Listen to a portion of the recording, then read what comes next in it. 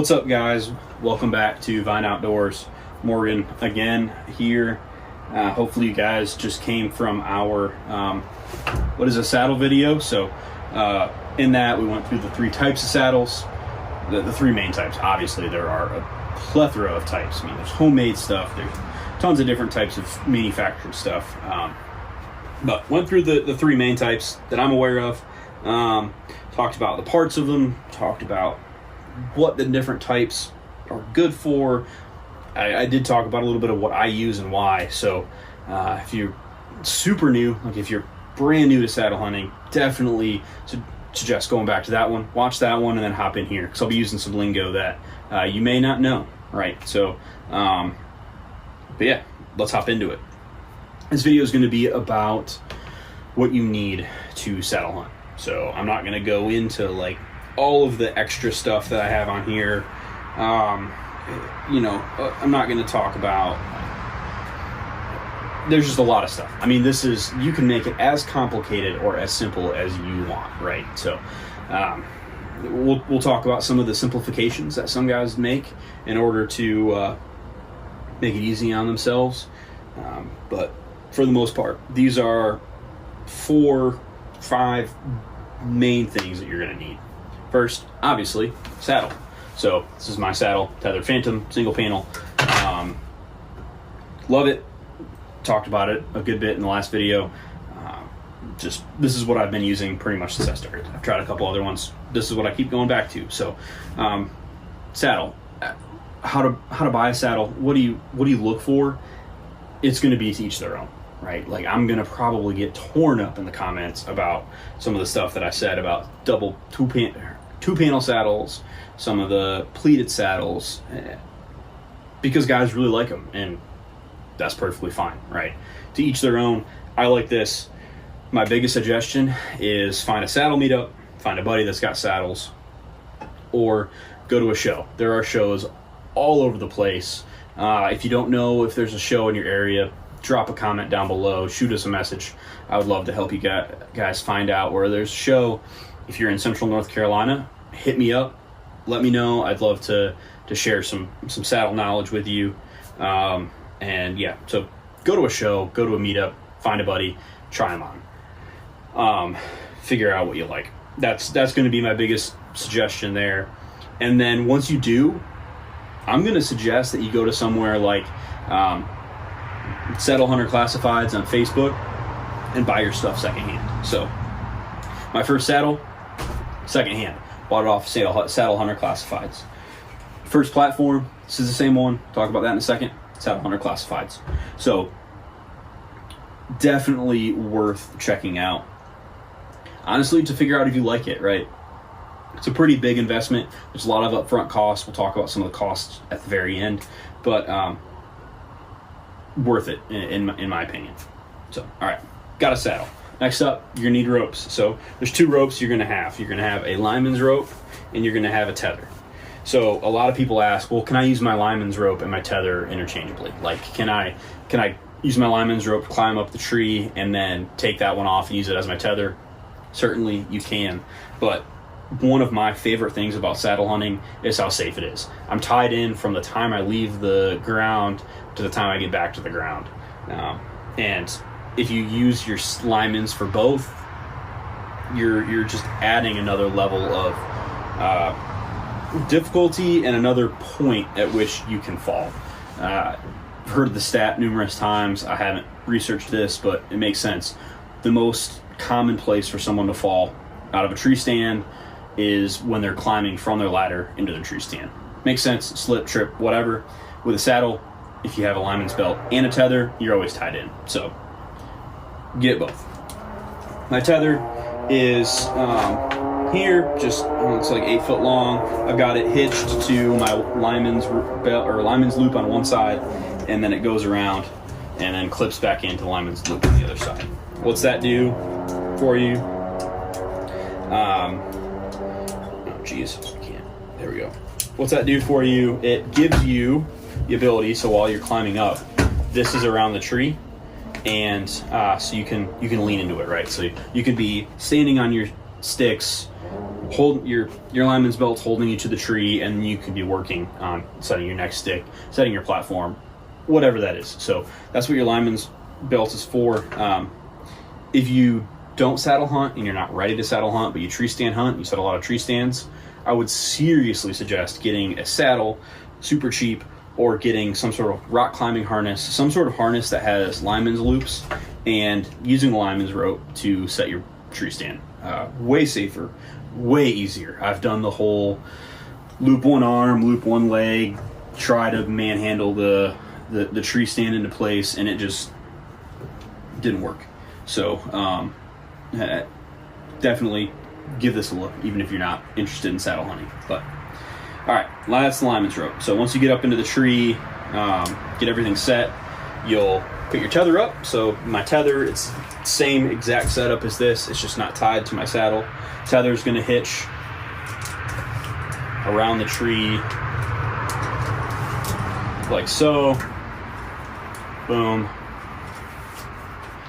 And then it's going to tie into your bridge, which is on the front of your saddle. And then that's what you're gonna hang from the whole time that you're hunting. So it's gonna be, set up wherever you wanna set it up. I'll talk about, in a couple videos from now, I'll talk about how I set my tree up, how I found it is most comfortable. But it's gonna tie in right down here, right? So that's your rope. So you got your lineman's rope, you got your tether. So 3 things so far: saddle, lineman's rope, tether. Quick pro tip, as I put everything back, find a system, right? So you'll hear that a lot. A lot of people call it a saddle system, and it really is. So I set everything up exactly the same every time. I tear down exactly the same every time. Every time I've tried to hurry up to not do that, it has bit me in the behind. So don't do that. Set up, tear down exactly how you would every time. That way you can do it even in the dark, which I have done. I have turned my lamp off, headlamp off, and climbed in the dark, and it worked just fine. All right, so we've got that. Next up, sticks. So these are the Tethered One sticks, some of the more pricier sticks on the market. I absolutely love them. I won them. I did not buy them. But I will say, the next time I go to buy sticks, which probably won't be this year, I'm having a kid, but hopefully next year I will be buying another set of Tethered One sticks without a doubt. So love these things, but again, the upfront cost in this is high, right? So if you don't have Tethered One stick money, which a lot of people don't, and you don't know that you're going to like it for sure, which a lot of people don't, I'm not going to tell you to go pay Tethered One stick money right away. There are plenty of other companies that make just fine sticks for significantly cheaper, and a lot of guys talk junk about them. A lot of guys don't like them. I've used them. I've used the super cheap ones. I used them for almost the entire first season until I won these from Bowhunter Chronicles. Shout out to those guys. And I still use them for some presets. Actually, I have a set on my tree out here that I use to shoot from and just to practice climbing. So they'll work just fine. But get a set of sticks that you're comfortable with, that you know how to use, and practice with them. We'll talk about that at the end. Last key big item you're going to need is a platform. So this is the Tethered Predator. I've had it for a very long time. I've had it for all 3 years of hunting and bought it on Facebook. So love it. Wouldn't go away from it. I thought I needed a bigger one. I first bought the Tethered Predator XL and found that it was too big. It just didn't fit into my system. I practice shoot, and I've killed deer completely turned around. So last year I killed a deer like 250 degrees. So over here, and had plenty of room to turn around. So don't think you have to have a tree stand size platform to hunt from. This works just fine. Some guys like those bigger platforms, which, more power to them, fine for them, but this works great for me. Some other stuff that you're going to want to have, some key items, is going to be some sort of pull-up rope. So I've got my pull-up rope here. This is just paracord that I pulled the insides out of. So there's like the little white rope stuff on the inside. I pull it out, gets tangled less, and then I put a S-binder on the top, and then I just put it through here, tie it off, and then pull it up the tree, right? When I'm done, just tie it back up. Got my prop set up. All right, so you can use that, or the thing that I've been using most of this year for my pull-up. I think there was maybe twice where I used this pull-up rope this year after I got this next piece put on, because I felt that the tree was just too gnarly. I wouldn't be able to climb up very well, very quietly with my bow hanging off my back. But I picked up this at an expo in Kalamazoo for mobile hunting from Genesis 3D Printing. Boom. It's just their bow hanger. Your string hangs down in here. This goes up, string hangs in here, and this ties over it. And then you just climb, right? It was great. I mean, I tried it just to see. I know there's another guy on the G3D field staff that does it. I was like, you know what? I'm going to pick this up. I'm going to try it out and see what happens. And I absolutely loved it. It was great. I climbed up the tree, hands-free, didn't have my rope hanging on everything. Once I got up there, my bow was already there, no more extra crazy movement. So really, really like that. That was a huge update to my system this year. But as I mentioned already, I still keep my pull-up rope in here just in case, because if I'm climbing a gnarly tree where I think my bow is going to get caught up as I climb, and I think I can pull my bow up through the branches better, I'll use that pull-up rope. Or if I want to leave my backpack down, or I've left my GoPro on the ground to video myself climbing, I use my pull-up rope for that. So it's good to have as a backup. Last thing you're going to want is a gear hanger. So when I was tree stand hunting, I basically had presets. It's all I ever hunted, and I hunted the same preset. So I had the screw-in hanger, worked great. When I got to saddle hunting, I very rarely hunt the same tree twice.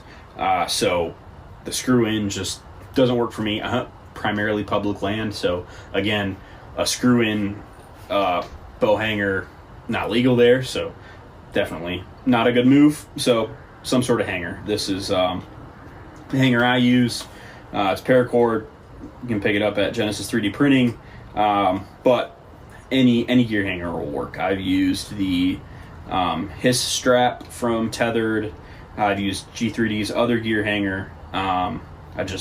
This one I like how compact and light it is. I mean, it's like, this is completely folded up, fits in my hand, right? Goes up super easy. So we'll talk about that more. I'll probably do a G3D video about all the G3D stuff I have, but yeah, love this thing. Just gonna need a gear hanger of some sort. There are a bajillion different kinds, and you'll certainly be able to find one that fits your needs and your price point and all of that.